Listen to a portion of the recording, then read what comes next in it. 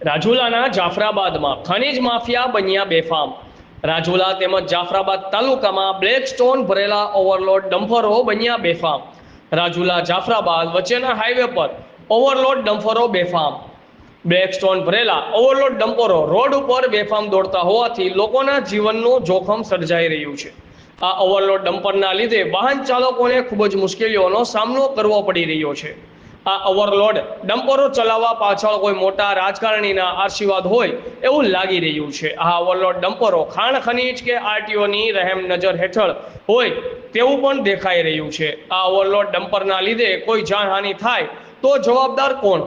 Black stone ભરેલા overload ડમ્પરો પણ કાયદેસરની કાર્યવાહી કરવામાં આવે તેવી માંગ ઉઠવા પામી છે। આ ખનીજ માફિયા પાસે રોયલ્ટી હશે કે નહીં? શું ખનીજ અધિકારીઓને આ રોડ ઉપર ચાલતા ઓવરલોડ ડમ્પરો દેખાતા નહીં હોય? ખનીજ માફિયા સામે કડક કાર્યવાહી કરવા ખનીજ વિભાગ ઢીલાશ કેમ કરી રહી છે? આ ખનીજ માફિયાઓને કાયદાનો કોઈ પ્રકારનો ડર ન રહ્યો હોય તેવું લાગી રહ્યું છે।